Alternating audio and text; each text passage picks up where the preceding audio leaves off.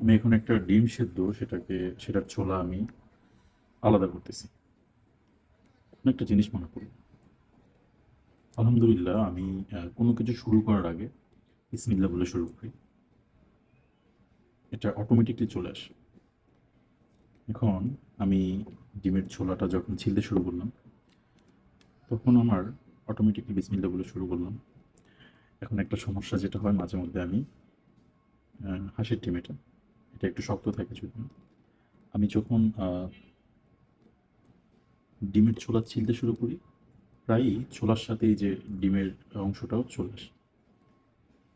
কিন্তু মাঝে মধ্যে হয় না যে কারোর সাথে কথা বলার সময় মিস্টেকলি বিসমিল্লাহ বলতে মনে থাকে না, বাট আমার আলহামদুলিল্লাহ অটোমেটিকলি আমি বলে ফেলি কিছু শুরু করার আগে।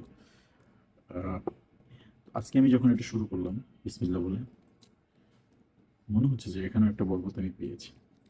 আমার দেখতে পাচ্ছেন এখন পর্যন্ত কিন্তু পুরো ডিমটা যেরকম ওরকমই আছে। এখন পর্যন্ত কোনো ছোলাটা এটার সাথে উঠে নাই, এবং খুব ভালোভাবে হোপফুলি এটা কমপ্লিট করতে পারবো।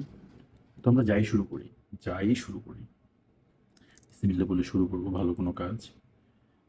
অবশ্যই ভালো কাজের ক্ষেত্রে যেটাই করি, হারাম কিছু শুরু করার আগে তো অবশ্যই না, আর হারাম কিছু করবো না আমরা।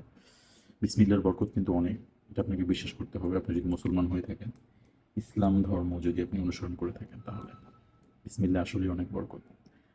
সবই ট্রাই করবেন, সব কিছু শুরুতে বিসমিল্লাহ বলা।